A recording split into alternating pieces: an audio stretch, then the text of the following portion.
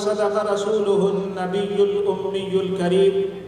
ونحن على ذلك من الشاهدين والشاكرين والحمد لله رب العالمين۔ انتہائی معزز سامعین، اسٹیج پر تشریف فرما معزز علماء کرام، بالخصوص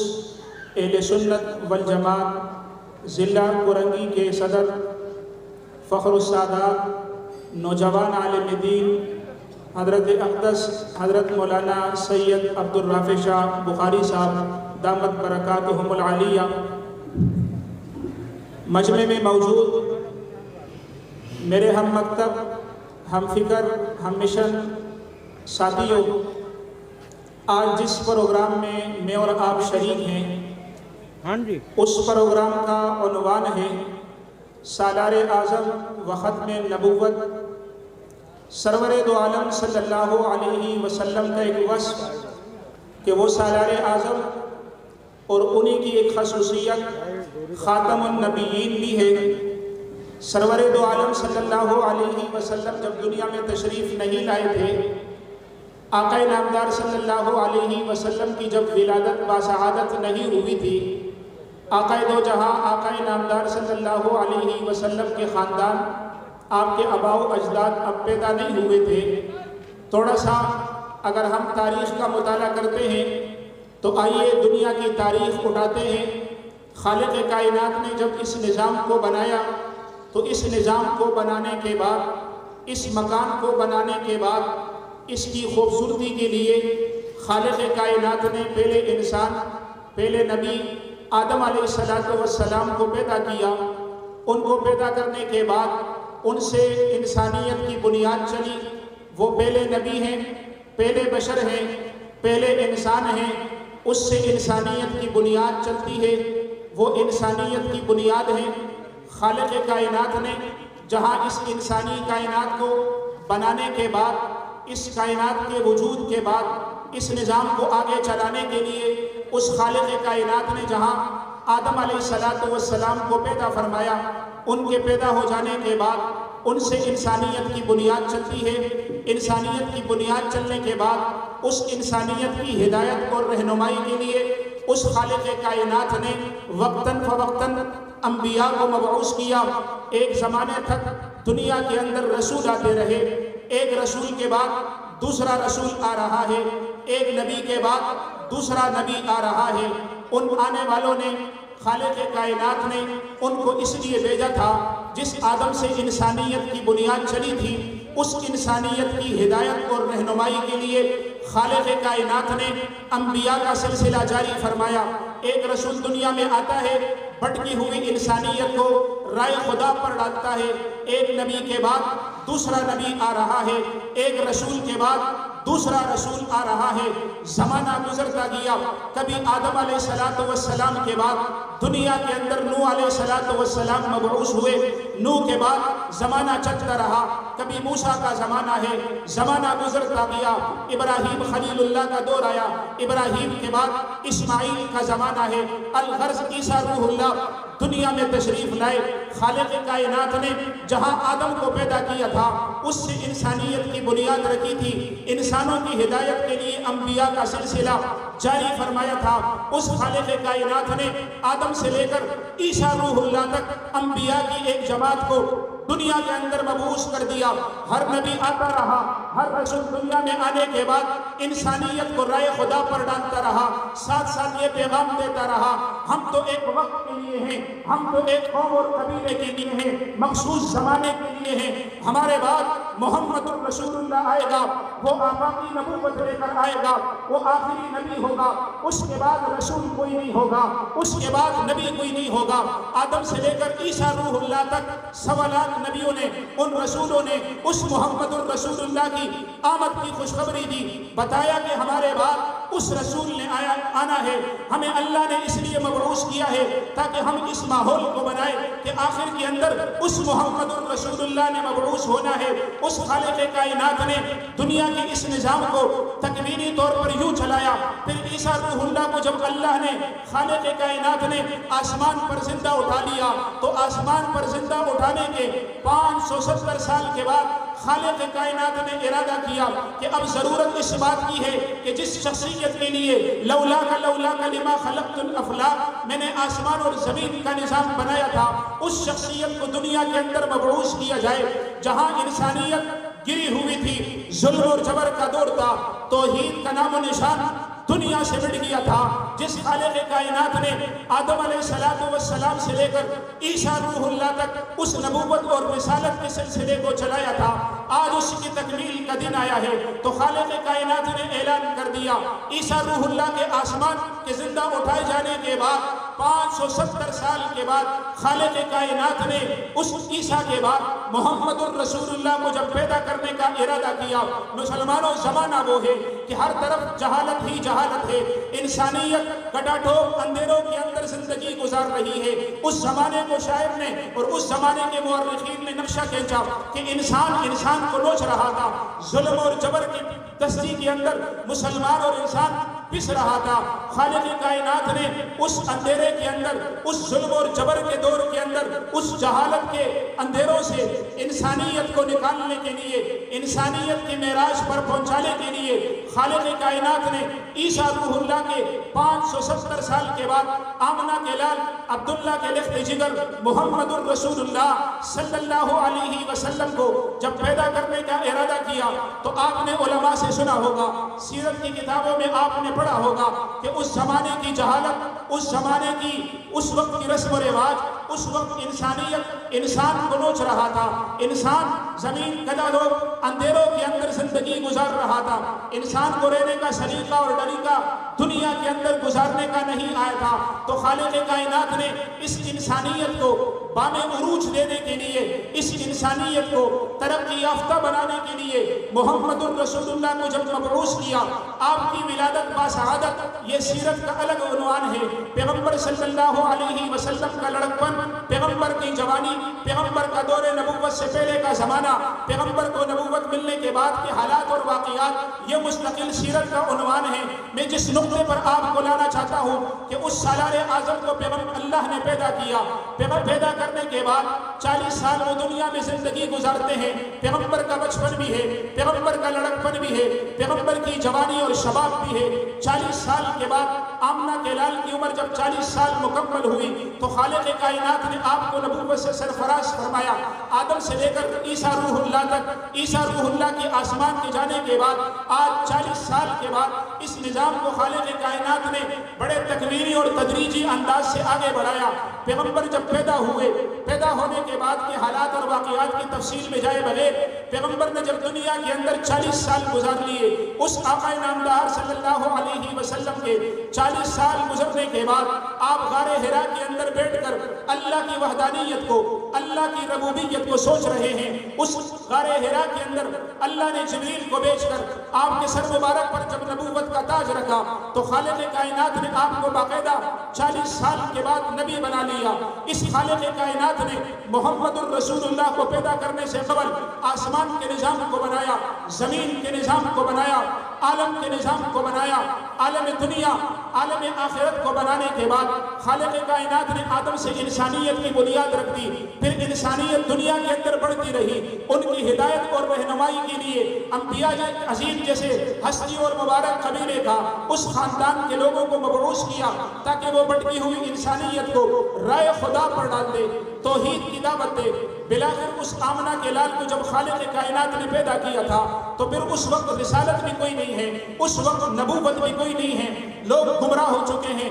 ان کو دوبارہ اس انسانیت کی اس گمراہی سے نکال کر انسانیت کی معراج کروانے کے لیے خالق کائنات نے آپ کی پیدائش کے 40 سال کے بعد جب آپ کو نبوت سے سرفراز فرمایا تھا تو سر نبوت ملنے کے بعد 3 سال تک آپ پر کوئی وحی نازل نہیں ہوتی۔ 3 سال کے بعد جو وحی نازل ہوتی ہے وہ ہے وَأَنذِرْ عَشِيرَتَكَ الْأَقْرَبِينَ۔ محمد، ہم نے جو آپ کو قرآن دیا ہے، ہم نے آپ کے سینے کو وحی سے جو منور کیا ہے، آئیے ہم نے آپ کو اس لیے پیدا کیا تھا کہ آج کے بعد آپ اپنی مقصد آمد کا اعلان کر لیجئے، اللہ کی وحدانیت لوگوں کو بتائیے۔ آج کے بعد آپ کو تبلیغ کا حکم ملتا ہے، آج کے بعد لوگوں کو اپنی رسالت اور نبوت کا پیغام دیجیے۔ تو خالق کائنات کے اس لاڈلے پیغمبر نے، محمد الرسول اللہ نے، وحی اور نبوت مل جانے کے 3 سال کے بعد جو وحی ہے وہ ہے وَأَنذِرْ عَشِيرَتَكَ الْأَقْرَبِينَ۔ پاک پیغمبر اٹھتے ہیں وَأَنذِرْ عَشِيرَتَكَ الْأَقْرَبِينَ کے اس پیغام کو،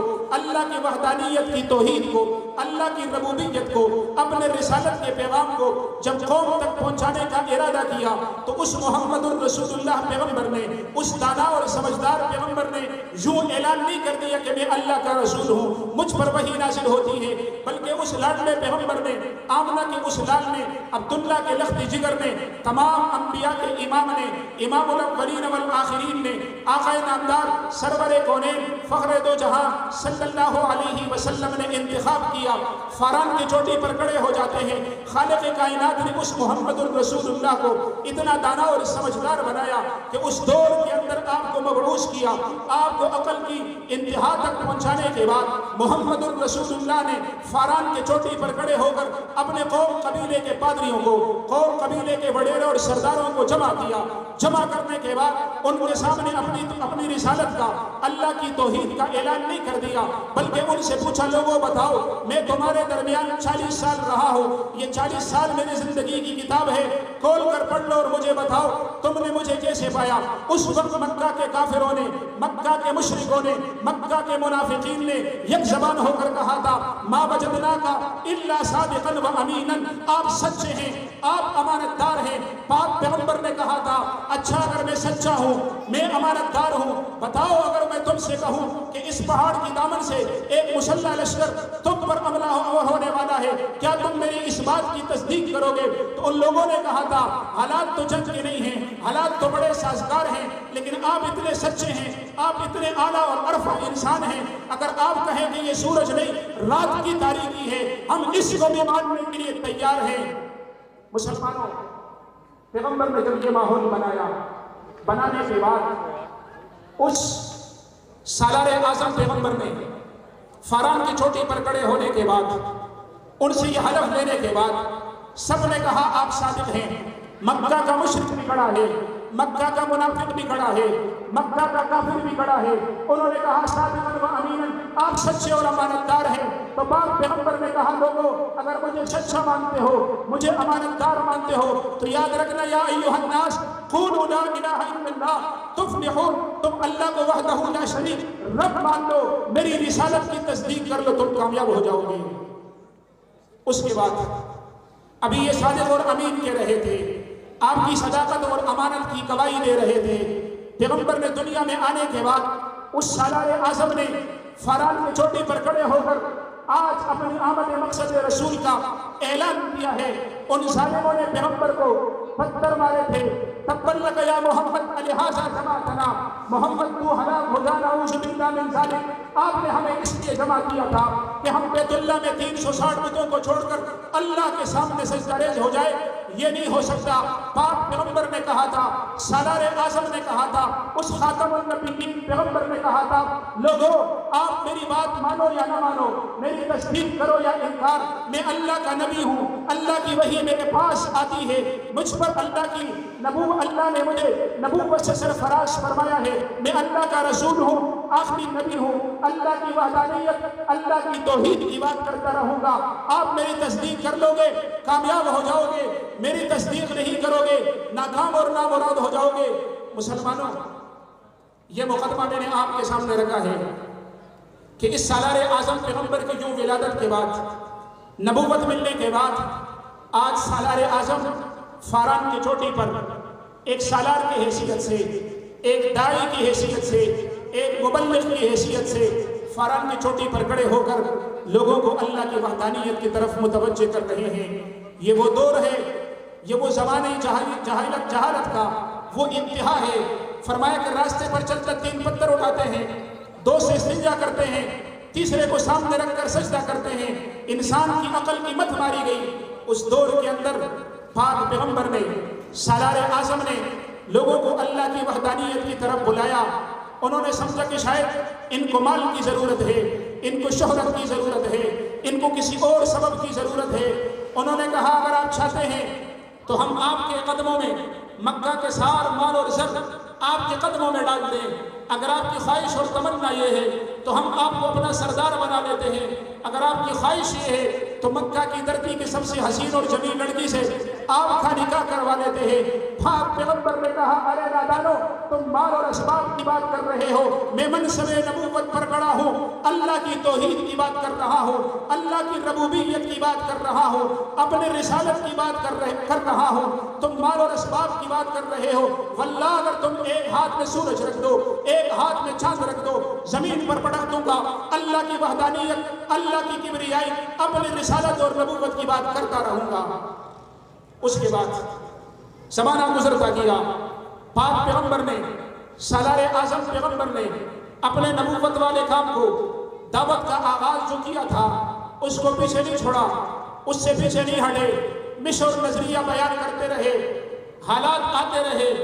آپ نے سیرت کی کتابوں میں مکہ کے وہ حالات پڑھے ہیں کہ جب صحابہ پر مکہ کی دھرتی کے لوگوں نے ظلم اور تشدد کے پہاڑ ڈالے تو انہوں نے کہا تھا اللہ کے رسول متی نصر اللہ، اللہ کی مدد کب آئے گی؟ ایک دور وہ بھی تھا کہ پاک پیغمبر مکہ کے اندر زید بن ارقم کے گھر کے اندر بیٹھ کر اللہ کی وحدانیت لوگوں کو سمجھا رہے ہیں، اپنی رسالت اور نبوت کی بات کر رہے ہیں، آنے والی وحی کے پیغام کو لوگوں کو سمجھا رہے ہیں۔ پیغمبر مشن اور نظریہ سے پیچھے نہیں ہٹے ہیں، سالار اعظم ہیں، آگے بڑھتے رہے۔ زمانہ گزرتا گیا، زید بن ارقم کے گھر کے اندر بیٹھ کر 1 سے 4، 4 سے 8 اور 8 سے 12 کی تعداد ہوتی چلی، صحابہ بڑھتے رہے۔ ایک زمانہ آیا کہ صحابہ کی تعداد 114 ہوئی۔ خالق کائنات نے پیغمبر کو حکم دے دیا کہ اب کچھ صحابہ ہجرت کر لے، تو پاک پیغمبر نے صحابہ کو حکم دیا کہ اب تم حبشہ کی طرف ہجرت کر لو، کچھ دن سکون کے گزار لو۔ زمانہ گزرتا گیا، جب ظلم اور تشدد اور بربریت اور آگے بڑھی، ان لوگوں نے سازش کی کہ اسلام کے اس پیغام کو مٹا دیا جائے، پیغمبر کو ختم کر دیا جائے، آنے والے رسالت کے پیغام کو روک دیا جائے۔ تو پاک پیغمبر نے اپنے دعوت کا آغاز جو فاران کی چوٹی سے کیا، پاک پیغمبر وادی طائف میں کھڑے ہیں، دشمن کا سامنا ہے، لوگوں نے مخالفت کی ہے، اپنے بھی مخالف ہو گئے، خاندان والے بھی مخالف ہو گئے، قبیلے والے بھی مخالف ہو گئے، وطن اور علاقے والوں نے پیغمبر کی مخالفت کی۔ پیغمبر نے بڑی عظمت، استقامت کا، استقلال کا مظاہرہ کیا، آپ کے پاؤں میں کوئی جنبش نہیں آئی، آپ نے بڑے عظمت کے ساتھ ان سارے حالات کا محاصرہ کیا، ان سارے حالات کو بغور دے گا اس کا مقابلہ کیا۔ پیغمبر آگے بڑھے، چونکہ آپ سالار اعظم ہیں، اس پیغمبر نے زید بن ارقم کے گھر کے اندر بیٹھ کر صحابہ کا تزکیہ کیا، صحابہ کے نفوس پر محنت کی۔ ان صحابہ ایمان لانے سے پہلے جو جاہل تھے، ایمان لانے سے پہلے جو آپ کے قتل کے در پہ تھے، ایمان کو سمجھنے کے بعد، پیغام کلمے کو سمجھنے کے بعد، آقا نامدار صلی اللہ علیہ وسلم کی لائی ہوئی تعلیمات کی روشنی میں صحابہ جب ایمان سے سرفراز ہوئے، پھر پیغمبر کی معیت میں اس پیغمبر کے صحابہ نے ان کے ساتھ ان سے پہلے حبشہ کی طرف ہجرت کی۔ حبشہ جانے کے بعد ان لوگوں نے وہاں کے لوگوں کو اللہ کی طرف بلایا، تو ان لوگوں نے کہا کہ یہ کچھ لوگ بگوڑے ہیں جو مکہ سے حبشہ کی طرف آئے ہیں۔ کچھ سازشوں نے سازش کر کے نجاشی بادشاہ کے پاس پیغام بھجوا دیا کہ یہ لوگ مکہ سے حبشہ کے اندر حالات خراب کرنے کے لیے آئے ہیں۔ نجاشی بادشاہ عیسائی مذہب سے تعلق رکھنے والا، وہ نصارہ مذہب سے تعلق رکھنے والا، انجیل اور زبور کا علم اپنے سینے میں رکھتا تھا۔ اس نے کہا جب تک میں ان سے مکالمہ نہ کر لوں، جب تک ان سے ڈائلاگ نہ کر لوں، اس وقت تک کوئی فیصلہ نہیں کر سکتا۔ صبح کو اس نے دربار لگائی، نجاشی بادشاہ نے پیغمبر کے ان صحابہ کو بلایا، بلانے کے بعد فرمایا کہ تم بتاؤ تم یہاں کیسے آئے ہو؟ تو ان لوگوں نے کہا تھا ہم اس لیے آئے ہیں کہ ہمیں مکہ میں ستایا گیا، ہمیں مکہ میں ستانے کے بعد پیغمبر کے حکم سے آپ کے پاس چلے آئے ہیں۔ انہوں نے کہا کہ کس پیغمبر کی بات کر رہے ہو؟ تو اس وقت حضرت علی کے بڑے بھائی جعفر طیار نے کھڑے ہو کر بڑے اعتماد کے ساتھ ایک خطبہ دیا، کاف ہا یا عین صاد ذکر رحمت ربک عبدہ زکریا، یہ ساری تلاوت کر ڈالی۔ نجاشی بادشاہ رونے لگا، رو کر زمین پر اتر گیا۔ اس نے کہا چپ کر جاؤ، خاموش کر جاؤ، تورات انجیل زبور کا علم میرے سینے میں ہے، میں نے تورات انجیل زبور کے اندر اس محمد الرسول اللہ کو پڑھا تھا، میں نے ان کے صحابہ کو پڑھا تھا۔ جو یہ نوجوان بتا رہا ہے، جو یہ خطبہ دے رہا ہے، سچ کہہ رہا ہے، میں اس کی تصدیق کر رہا ہوں کہ وہ آمنہ کا لال عبداللہ کا لخت جگر محمد الرسول اللہ سالار اعظم اللہ کے آخری نبی ہے۔ میری انجیل اس بات کی گواہی دے رہی ہے۔ مسلمانوں، اس نجاشی نے کہا تھا جعفر میں نے تو محمد کو نہیں دیکھا، میں نے محمد پر نازل ہونے والے قرآن کو تو نہیں دیکھا، جعفر تم اس محمد کا کلمہ پڑھ لینے والے ہو، جاؤ اس محمد کو کہہ دینا کہ نجاشی بادشاہ محمد کو تو نہیں دیکھ سکا، جبریل کو آتے ہوئے تو نہیں دیکھ سکا، اس نے محمد کے صحابہ کو دیکھ کر پیغمبر کی نبوت کی تصدیق کر دی۔ مسلمانوں، اس سالار اعظم کی ختم نبوت کے عنوان سے معلوم یہ کانفرنس ہے۔ الحمدللہ اہل سنت والجماعت آج بھی اس سالار اعظم صلی اللہ علیہ وسلم کے اس مقدس جماعت کے در پر پہرا دے رہی ہے، اس کے ناموس کا پرچم لیے کھڑی ہے اور اس مقدس جماعت کی دروازے کی چوکیداری کر رہی ہے، تاکہ کوئی ظالم اگر آج اس صحابہ کی مقدس جماعت کے دروازے پر نقب لگا دیا تو کل کلا وہ سالار اعظم کے دروازے پر پہنچے گا۔ الحمدللہ اہل سنت والجماعت ایسے پروگرام کا انعقاد کر کے اپنے مسلمانوں کے دلوں میں سرور دو عالم صلی اللہ علیہ وسلم کی سیرت طیبہ، صحابہ کی عظمت، قرآن کی حقانیت کو اجاگر کر رہی ہے۔ آپ مجھے بتائیں کہ یہ ہونا چاہیے کہ نہیں ہونا چاہیے؟ الحمدللہ آج کی یہ کانفرنس آب و تاب سے جاری ہے، قائدین آئیں گے، اس عنوان سے آپ کے سامنے مخاطب ہوں گے۔ اللہ میرا آپ کا حامی و ناصر ہو، جو کچھ سنا سنایا اللہ عمل کی توفیق نصیب